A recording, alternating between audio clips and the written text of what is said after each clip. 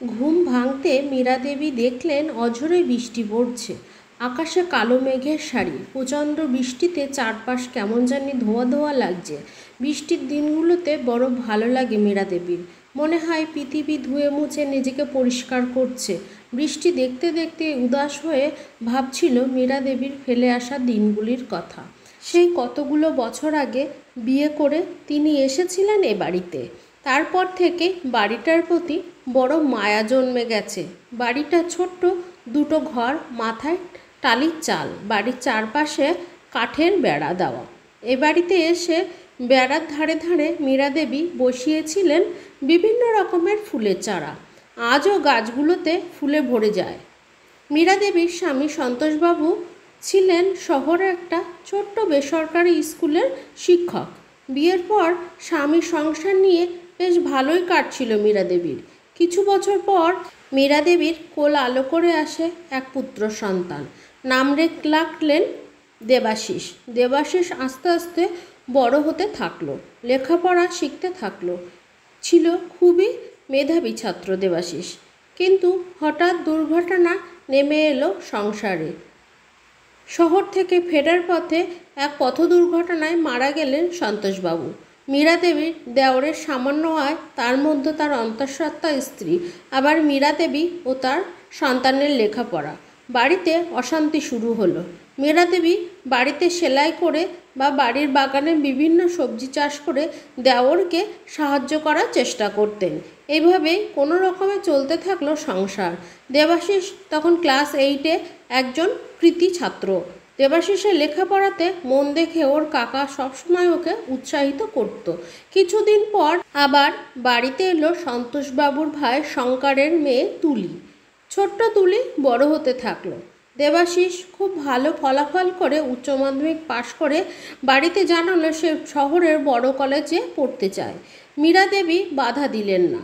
নিজের গয়না যে কটা ছিল বিক্রি করে ছেলেকে শহরের কলেজে পড়াশুনো করার ব্যবস্থা করলেন। দেবাশিস শহরে শুরু করলো লেখাপড়া। মীরা দেবীর দেওর সাহায্য ও নিজের সারাদিনের পরিশ্রম করে ছেলেকে মাসে মাসে টাকা পাঠাতে থাকে। বছরের পর বছর উত্তীর্ণ হয়। দেবাশিস এগিয়ে যেতে থাকলো। ছোট্ট তুলিও বড় হচ্ছে, ভর্তি হয়েছে গ্রামের স্কুলে। জেঠিমার বড় আদরের সে। খাওয়া ঘুম সব জেঠিমার কাছে। এভাবেই দিনগুলো কাটছিল। অনেকগুলো বছর কেটে গেল। লেখাপড়া শিখে দেবাশিস একজন নামজাদা ব্যাংকে চাকরি করে। বাড়িতে খুব কম আসে। টাকা জমিয়ে চেষ্টা করে শহরে নিজের একটা ফ্ল্যাট কেনার। মীরা দেবী মাঝে মাঝে ভাবেন, এখন কি ছেলেটা পারে না পরিবারের পাশে দাঁড়াতে? বাবা সবসময় মানুষকে এত সেবা সাহায্য করতেন, কিন্তু ছেলে এতটা স্বার্থপর হলো কিভাবে? কিছুদিন পর দেবাশিস মাকে জানালো সে তার বান্ধবী ডোনাকে বিয়ে করতে চায়। ডোনার বাবা রাজি। তিনি মেয়ে জামাই থাকার জন্য একটা ফ্ল্যাট ও কিনে রেখেছেন। মীরা দেবী সব শুনে বললেন, তোমার যেটা ঠিক মনে হয় সেটা করো। কয়েক মাস পর দেবাশিস ফিরল স্ত্রীকে নিয়ে বাড়িতে। মীরা দেবী বড় ব্যথা পেলেন মনে। একমাত্র ছেলের বিয়ের কথা নিজের মাকেও বলল না। তবুও বরণ করে বৌমাকে ঘরে তুললেন। কিন্তু এই ছোট্ট ঘরে বেশি সময় থাকা ডোনার অসহ্য মনে হলো। তাই দেবাশিস মীরাকে নিয়ে বিকেলেই বিদায় নিল। আশপাশের লোকজন বলল, কি পেলে ছেলেকে লেখাপড়া শিখিয়ে? এত কষ্ট করে ছেলে তোমায় দেখল কি? নীরবে চোখের জল ফেললেন মীরা দেবী।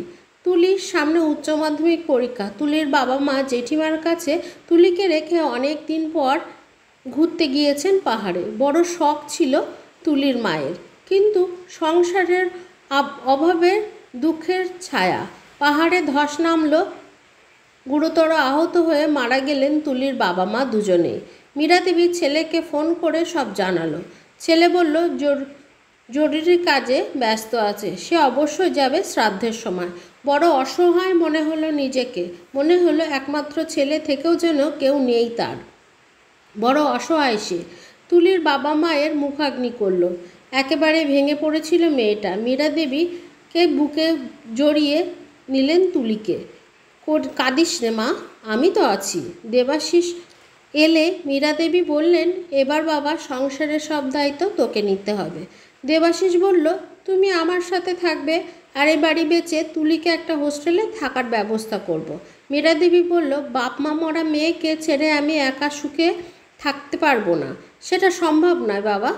তোমার কাকা তোমার লেখাপড়ার জন্য অনেক কষ্ট করেছে, সেটা মনে রাখা উচিত। তোমার বোনের দায়িত্ব নেওয়া তোমার কর্তব্য। দেবাশিস রাগতভাবে বলল, আমি নিজে আজ প্রতিষ্ঠিত হয়েছি নিজের চেষ্টায়, একই ডোনার সাথে তোমাকে মানিয়ে চলতে হবে। বাড়তি বোঝা আর ওই মেয়ে দায়িত্ব নেওয়া আমার সম্ভব না। হতবাক হয়ে গেলেন মীরা দেবী। আজ তিনি ছেলের কাছে বোঝা মাত্র। চোখ থেকে জল গড়িয়ে পড়ল। কঠোর স্বরে বললেন, এই বাড়ি বিক্রি করা নিয়ে তোমাকে ভাবতে হবে না, তুমি তোমার সংসার নিয়েই থাকো, আমি তুলিকে নিয়ে এই বাড়িতেই থাকবো। জেঠিমা তুলির ডাকে হুঁশ ফিরল মীরা দেবীর। কি ভাবছিলে? দাদার কথা? হ্যাঁ রে মা, ছেলেটাকে শিক্ষিত করলে পারলেও মানুষ করতে পারিনি। পরিশ্রম করে মীরা দেবী তুলিকে শহরের কলেজে পড়িয়েছেন। তুলি যেমন মেধাবী তেমনি পরিশ্রমী। রোজ ট্রেনে চেপে শহরের কলেজে পড়তে যায়, আবার টিউশনি পড়িয়ে বাড়ি ফেরে। জেঠিমাকে একেবারে একা থাকতে দেয় না। দেবাশিস আর গ্রামের বাড়িতে ফেরেনি। মা বোনের খোঁজ নেওয়ার প্রয়োজন মনে করেনি। নিজের কেরিয়ার নিয়ে ভীষণ ব্যস্ত সে। অনেকগুলো বছর কেটে গেল। বাবা হয়েছে দেবাশিস। নতুন ব্যাংকে ম্যানেজার এসেছে আগের দিন। ওয়েলকাম করেছে। দেবাশিস অনুপস্থিতি ছিল, তাই আজ এসেছে নতুন ম্যাডাম তুলিকা দত্তকে ওয়েলকাম জানাতে। ম্যানেজারের ঘরের দরজাটা খুলতেই হতবাক দেবাশিস। তার সেই ছোট্ট বোন তুলি বসে আছে চেয়ারে, যার দায়িত্ব নিতে সে অস্বীকার করেছিল একদিন। তুই মানে আপনি তুলি তো? ঠিক চিনলাম না তো আপনাকে। কে আপনি? তুলি উত্তর দিল। পাশ থেকে রায়বাবু বললেন, দেবাশিসবাবু, নতুন ম্যানেজার ম্যাডামের সাথে কিভাবে কথা বলছেন আপনি। যাই হোক করে ওয়েলকাম বলেই পালিয়ে গেল দেবাশিস সেখান থেকে। বিবেকের দংশনে যেন কুড়ে কুড়ে খাচ্ছে তাকে। বেশ কিছুদিন পর নতুন ম্যানেজার ম্যাডামের থেকে ইনভিটেশন পেল সবাই, তার জন্মদিন উপলক্ষে। এত বছর ধরে তুলির প্রতিটা জন্মদিনে নিজে হাতে পায়েস করে খাইয়েছেন মীরা দেবী। তিনি বলেছেন সবাইকে নিমন্ত্রণ করতে। নতুন ম্যানেজার, তাই সবাই সেখানে গেল। দেবাশিসও উপস্থিত তার স্ত্রীকে নিয়ে। দেবাশিস দেখল কি বিশাল আয়োজন। অনেক বড় ফ্ল্যাট, চারিদিকে সুন্দর করে সাজানো, বিশাল বড় করে কেক আনা হয়েছে। কিছু সময় পর তুলে এলো মীরা দেবীর হাত ধরে। দেবাশিস দেখল বড়দের শাড়ি আর হালকা গয়নাতে কি সুন্দর লাগছে তার মাকে। সবাই আনন্দ করছে। কেক কাটা হলো। মীরা দেবী সবার উদ্দেশ্যে বললেন, আপনারা সবাই আমার মেয়ের জন্য শুভকামনা করবেন, যাতে ওর ভবিষ্যৎ আরও উজ্জ্বল হয়। তুলি জড়িয়ে ধরল মীরা দেবীকে। মীরা দেবী স্নেহের চুম্বন এঁকে দিলেন তুলির কপালে। সবাই হাততালি দিচ্ছে, আর সেদিকে ফ্যালফ্যাল করে তাকিয়ে আছে দেবাশিস। মীরা দেবী মেনে নিয়েছে তার একটাই সন্তান, যাকে তিনি শিক্ষিত করে প্রকৃত মানুষ করতে পেরেছেন। ভিডিওটা ভালো লাগলে অবশ্যই লাইক, শেয়ার ও কমেন্ট করতে ভুলবেন না। আর আপনি যদি আমার চ্যানেলে নতুন বন্ধু হয়ে থাকেন, অবশ্যই আমার চ্যানেলটিকে সাবস্ক্রাইব করে আমার পাশে থাকবেন। নমস্কার।